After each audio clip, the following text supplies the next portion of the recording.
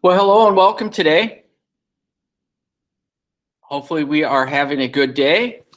So again, welcome.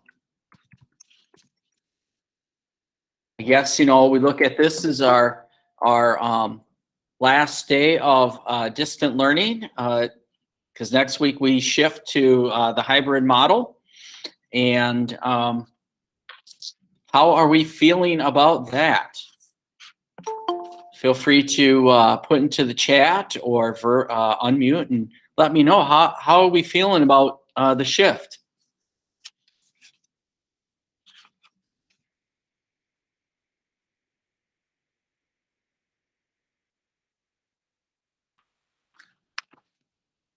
Is this where I make the statement? It's kind of like Vegas. What happens in room 237 stays in 237.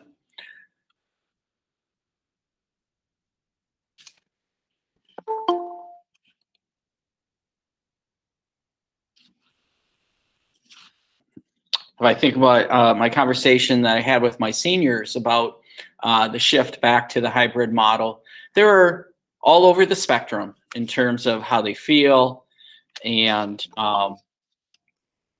maybe what kind of concerns that they might have. And so it's going to be an adjustment process for all of us as we make that shift into from distant learning to the hybrid model. And so as I went over yesterday, what the expectations were, and I just want to kind of re-examine those expectations again here. Starting Tuesday of next week, we will go into the hybrid model. However, it's going to be synchronous learning. And so what that means is every day, Monday through Friday, including Flex Fridays, we will have live instruction occurring. And so that means Flex Fridays are instructional days. They're not optional. Instruction, again, is 5 days a week. All students, A, B, and VLA, will need to attend the class every day. Attendance is going to be taken that way. For simplicity, we're going to do attendance that way. And you'll be marked absent if you do not attend the live Google Meet, just like during distant learning. So be sure that you are present. And if for some reason you can't be present, you know that there is a recording of the class. And so you can check out that. All right. And please always come to office hours, for clarity, or just need to have a moment to chit chat with me. Feel free to do that as well. All right. And we know, got a little excited here. We know that there will be an adjustment to our schedule starting next Tuesday. First period is going to be at 8:35, so you want to make sure you get up in plenty of time and attend your first hour. For us, second hour starts at 10, and on Friday, second hour is going to start at 10 o'clock as well. So that's nice and convenient in that regards. So make sure that you are making adjustments to your schedule so that you can be present in whatever class that you are taking this trimester. Okay? And then we'll see what trimester 3.1 and 3.2 look like. All right. Is there any questions or concerns about the shift to the hybrid and the schedule?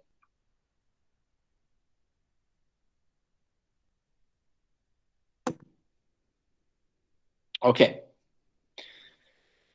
So today, I just want to, again, spotlight Black history, and I'll do that in a moment, and then move into our continual study with the Great Depression in Mexico.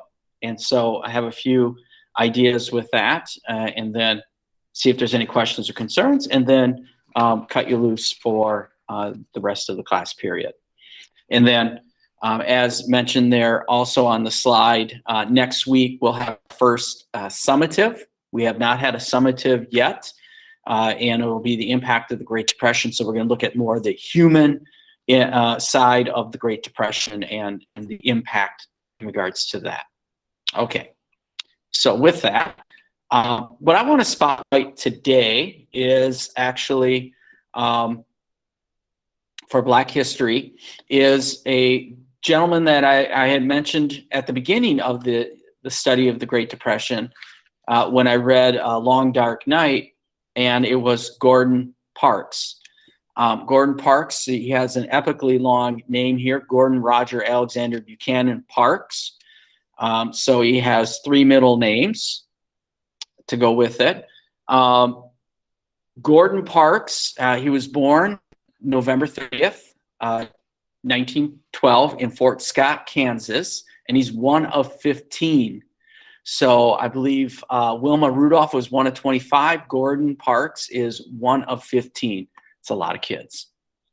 Okay.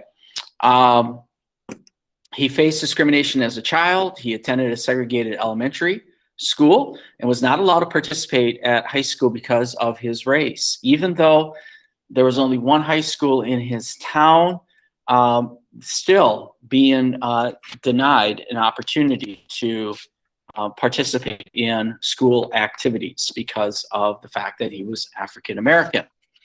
At 14, he moves to St. Paul, and so in the Long Dark Night, that is where it mentions him as being a teenager attending a high school, but also serving as a worker at a area hotel. At 14, he moved to St. Paul to live with his sister after his mother died. And but he dropped out of school at age 15. There were some dynamics that caused that. And of course, the Great Depression was happening too when he drops out. He did purchase his first camera at age 25 and was self-taught. And so from the lens of the camera, that's when he's really going to make his big change. Parks does work with the Farm Security Administration. So that was one of the New Deal programs, and that is kind of like his start. And then the Office of War Information during the Second World War. He will work as a photographer, but then also a photographer for Glamour, Ebony, Vogue, Life, and as a freelance photographer, filmmaker, and writer. So he becomes kind of like a Renaissance man, one could say. During his career, he focused on fashion, sports, entertainment, poverty, and racial segregation. So besides doing those things that, you know, might be viewed as the mainstream or poppy, he also brings in some of that hard news, social issues of poverty and racial segregation. He is most famous for one of his photographs known as the American Gothic. Now there is another painting. There's a painting called the American Gothic, and it was by Grant Wood, and it's where you have the farmer and his wife with a pitchfork standing outside of a farm in Iowa. Here's his version, but with an African American domestic worker, and she is posing with her implements, the broom and the mop. Okay, I've got a couple video clips here I want to showcase about Gordon Parks. Kind of gives us a little insight into his views of being a photographer and in what that means, and then also bring in the social justice issues as well. First, I want to start with this one right here, Powerful Image Against Discrimination. In the early 1940s, a young photographer, Gordon Parks, got a call to come to Here, let me first mute myself.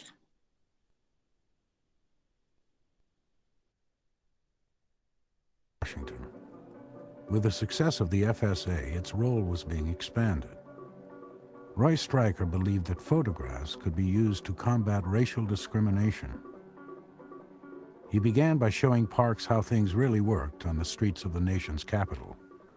So Roy Stryker asked me a few questions and said, what do you really know about the city? And I told him, he said, He said, well, I'm going to give you an assignment, your first assignment. Put your camera on the shelf. I want you to go to Julius Garfinkel's store, buy yourself a top coat. There's a restaurant directly across the street, and then there's a motion picture house down this, in the same block. So, to make the story short, each one of them gave me short shrift. I didn't get a coat at the department store. When I went to the restaurant, the man said, don't you know Negroes have to eat on the other side, the back? You can't come in this side. You have to get your food at the back. And, of course, I didn't even get in the movie house. That's the way it was. So I was astounded. And I went back, and Roy saw me walk in, and he smiled. He said, well, how did it go? I said, well, I think you know how it went. He said, yeah, what are you going to do about it? I said, I don't know. What do I do about it? He said, well, what'd you bring your camera down here for? Just like that. I said, oh. So he left, and the only person left in the building was a black woman, a char woman, who was sweeping the floor and mopping. So I introduced myself. She told me her name was Ella Watson, and I asked her if I could photograph her. Photograph me like this? I said, yes. I had really thought of Grant Wood's picture of the American Gothic. I put a broom in one hand and a mop in the other, and told her to look directly into the camera. Well, that picture has become the best-known picture of all of my work. I showed it to Stryker 3 mornings later. He said, well, you're getting the idea, but you're going to get us all fired. He said, this is a government agency, and that picture is an indictment against America. I realized from the reaction of people that the camera could be a very powerful instrument against discrimination, against poverty, against racism.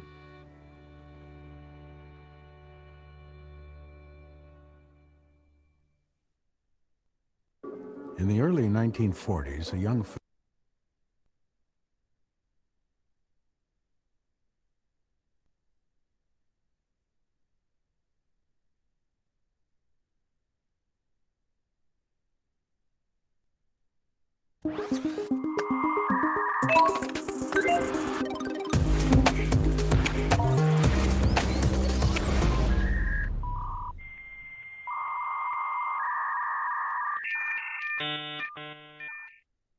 We begin this half hour with the story of a man whose courageous photography helped awaken America at the dawn of the civil rights era. He was a master of portraying people from every walk of life. But for years, some of Gordon Parks' most important early work seemed lost. Now a new generation of Americans can see it for themselves. In the summer of 1956, in the aftermath of the Montgomery bus boycotts, Life magazine sent a photographer to Alabama for an essay on segregation. The man who took these pictures, Gordon Parks, was Life's first black photographer who saw his camera as a weapon. I see a poor child, distraught mother, something of that sort.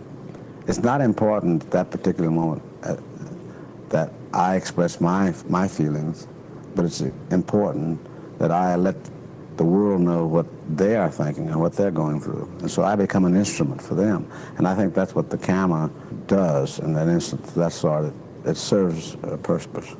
In September of 1956, Life published 26 of Parks' photographs.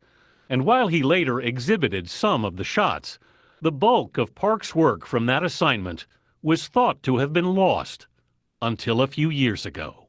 So this is the archive where all of Gordon Parks' works are kept. When 6 years after his death, archivists for the Gordon Parks Foundation came upon this. This is the box? This is the box right here that the work was in. It's wrapped in tape? But inside, says the head of the foundation, Peter W. Kuhnhart Jr., were more than 200 color slides. And see, if you look on the back here, Yeah. Negro and white children playing together. What does this one say? Segregated Dairy Queen.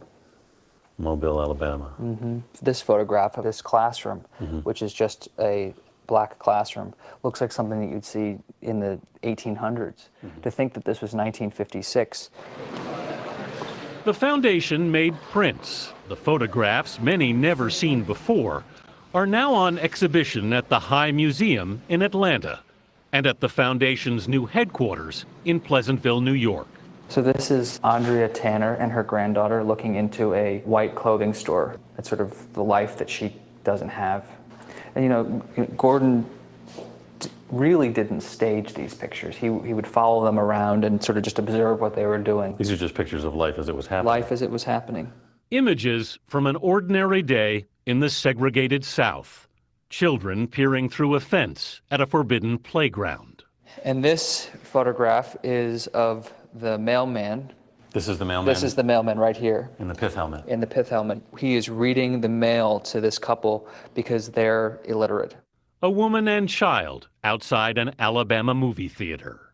This photograph did not appear in Life magazine and turned out to be one of Gordon's most iconic civil rights photographs. The woman in the picture, Joanne Wilson, went on to become a respected high school teacher of government and economics. In 2013, she was honored at the Gordon Parks Foundation's annual dinner. I'm so proud of his work. Joanne Wilson Foundation. died the following year. This is France. In his lifetime, Gordon Parks became one of the world's most acclaimed photographers. He shot the beautiful, the gifted, the powerful, and the poor with equal empathy. We get a little more detail. As he told Sunday Morning in 1982, I don't have time to just make pretty pictures. I would think that the stories that I did that touched people, touched lives, and helped lives would be the ones that I'd most want to be remembered by. That assignment back in 1956 was particularly challenging because the white people in that neighborhood did not want them there and in fact reacted very badly against the story and drove some of the people out of town.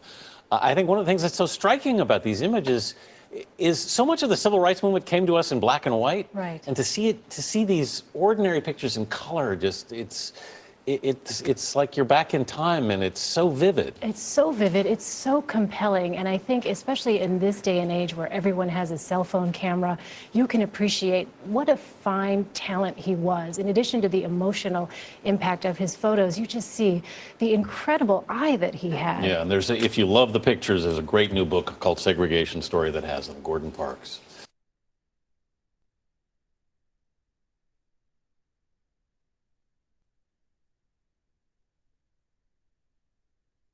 Okay, so when you look at Gordon Parks there, the impact of the Great Depression, in many ways, the fact that the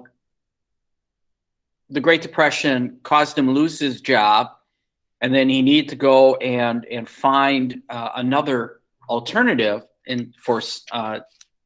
to keep going on, put money on the table or food on the table, whatever it might be. He does go out and he becomes a photographer, and he becomes a worldwide acclaimed photographer, filmmaker, and writer as well. And you know, the images there, the lost pictures. I had an opportunity to look at some of those photos. They came to Minnesota. There was a gallery over by Lake Harriet in Minneapolis that put them on display. And, you know, as they said in the little news bit there, that they are very simplistic in nature, but speak volumes about the time period of the 1950s with Jim Crow segregation. And so very powerful photos there. So when we look at, you know, ultimately here, In the early 1940s, a young We begin this half hour. There we go. It goes back to what he saw his camera.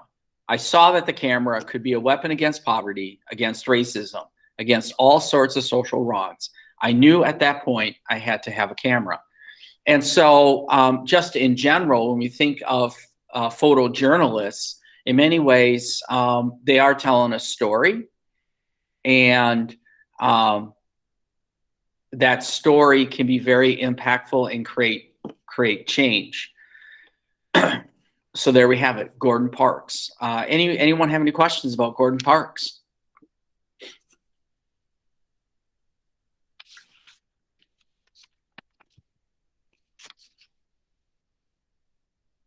All right. So our task at hand today is dealing with Mexico and the Great Depression. And the president of Mexico during most of the Great Depression is going to be Lázaro Cárdenas. And he is president from about 1934 to 1940. And presidents of Mexico have a term limit, and 6 years is the term limit. And so every 6 years they get a new president. They're only in there one time. And so the general thinking perhaps maybe is, knowing that you have one term, you're going to try to do the most that you can in that one term. He is considered to be one of their better presidents in the 20th century. He is a social progressive president. He's from the PRI party, which is the Revolutionary Party that took over at the conclusion of the Mexican Revolution, and the party that will dominate pretty much most of the 20th century there. And so under Lázaro, he does consolidate the revolution, right? And so he is continuing with the land issues and continuing with the nationalization elements. All right. And so what you see here in front of you is a chart, Mexico and oil.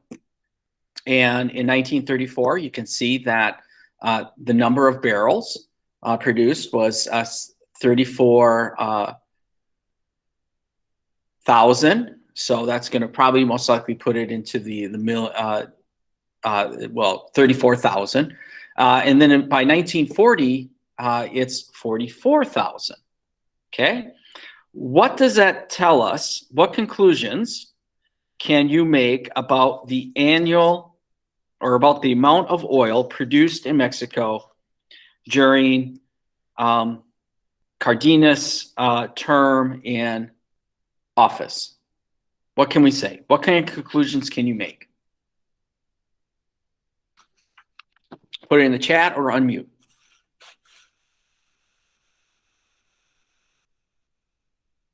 So this is one of these history skills that we work on in terms of interpreting sources.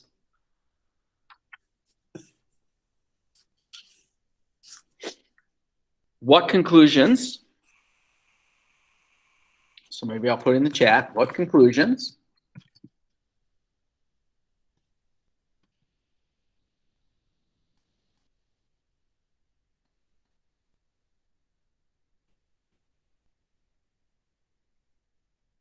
spell correctly here?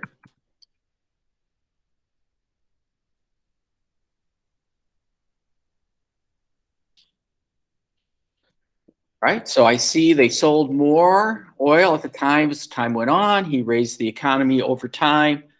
Good. And so what I'm hearing, or what I'm seeing, is oil production is increasing. Anyone else have any thoughts? I guess one funny little outlier I've seen is it went from nearly 47,000 barrels to 39 in the span of a year. Just kind of a little outlier I saw, so probably something happened during that time frame. Right, there probably is something going on during that time period that is causing that. It could be that alternative sources, other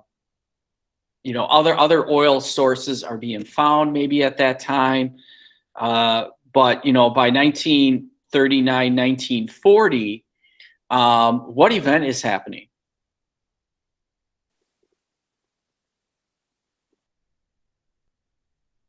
Or what event has been initiated that might need oil? Yep, World War II. And oil production helped bring Mexico's economy back. I would say spot on. They are looking at their resources like oil as a way to get themselves out.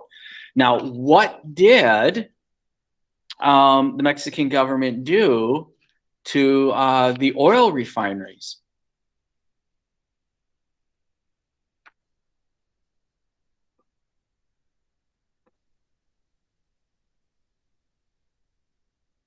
Who used to own the oil refineries?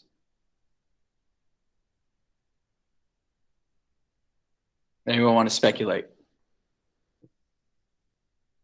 I'm gonna guess that same thing with America. They're originally corporate owned, maybe. Yeah, they were corporate owned, and they are owned by foreign companies.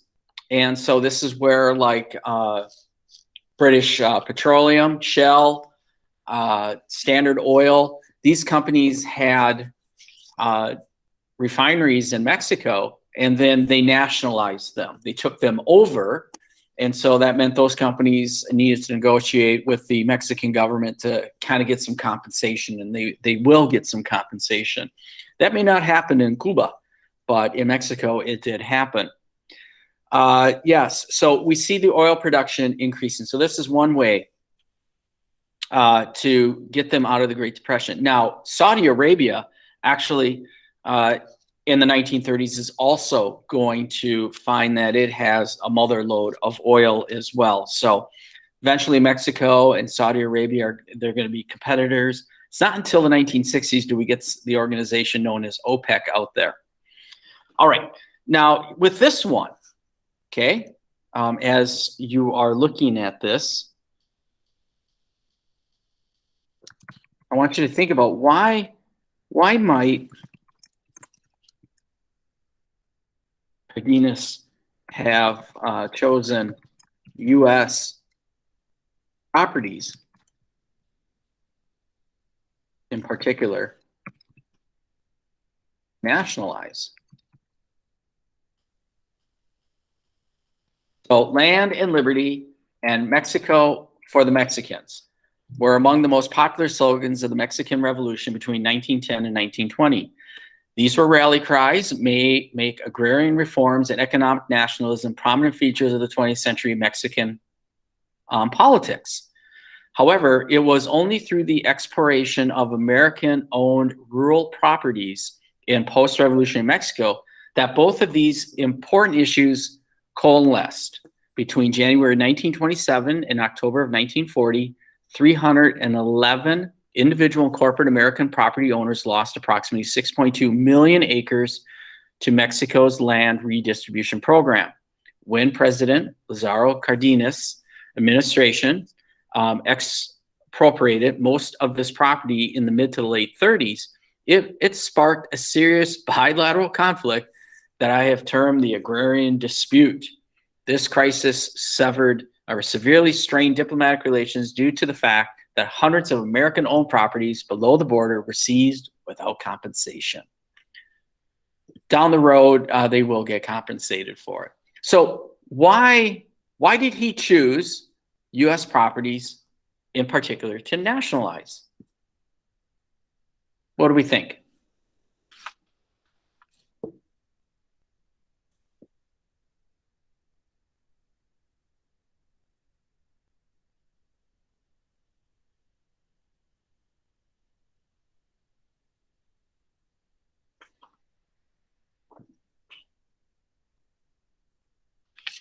Let's speculate. Take a risk. Why pick on the U.S.?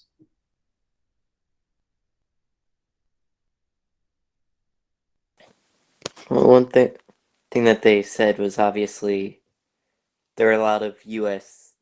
There's a lot of American-owned land across the Mexican border. That's pretty much just space lost that goes into the American economy. So if you take that land back, it's obviously buffing up the Mexican economy, although it did strain relations. Okay. All right, but here when we look at if a goal is for land and liberty and Mexico for the Mexicans, this is a way to do it. You know, he focuses on the U.S. because perhaps the U.S. Is a one nation in which they do have a majority hold on some property in Mexico. And this was a way that governments in general, doesn't have to be Mexico, it could be any government out there, if they want to encourage foreign investment, they could attract foreign investors by making land available, and in this case, agricultural land available, and used to create these big agricultural farms. The problem is that maybe pay is low. Problem is the food is exported out of Mexico, in this case. Problem could be that the money is flowing out of Mexico and is not staying. So go and take over these companies, take over this land, redistribute it, which is one of their revolutionary ideas, and make people landowners, make people happy. The people that are unhappy, of course, are former U.S. landowners. And now it's a matter of negotiating. It did strain the relations, but the relationship with the United States has been strained for many years. Probably you go back to the Mexican-American War of the 1840s with that, and then over time and all that stuff. And we do find ourselves being allies as well. And relationship with Mexico has been strained as well recently. So good points being brought up. Zach, I appreciate your involvement, so thank you there. So this is just showing how Mexico is finding a way to navigate through the Great Depression. Okay. Anyone have any follow-ups to this?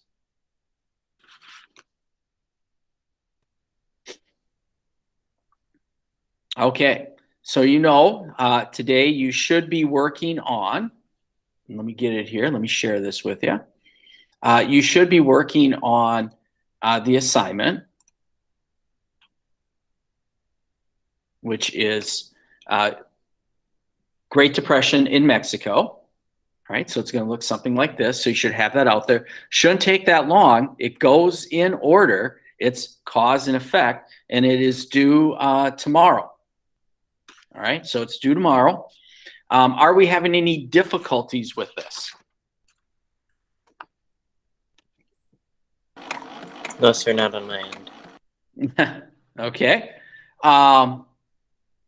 What kind of early observations can we say about Mexico's ability to navigate through the Great Depression? Is there anything that we can say?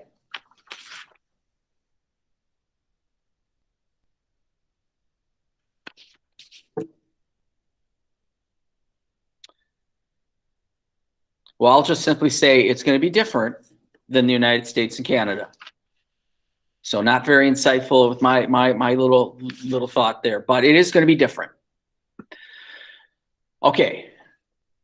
So with that, you want to make sure first you take care of the cause and effects, and then always take care of the big historical question. All right, that's the big takeaway from this activity is that summary question.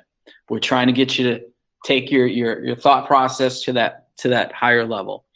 Next week, we will, or I will, try to put some closure with how the United States, Canada, and Mexico approached the Great Depression, and then look at the human experience of the Great Depression, and that is a summative piece. And so that is one in which you do want to dial it in. You do want to take the time to focus on, because that is going to have the biggest impact on your grade. And we're only going to have 2 summative pieces, so you really want to focus on those elements if that's part of your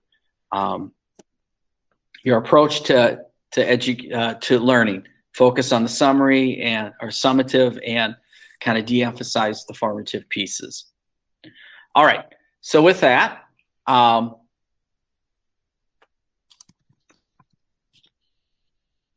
will leave this Google Meet open. If you have any questions or concerns, you can stay on and ask at that point.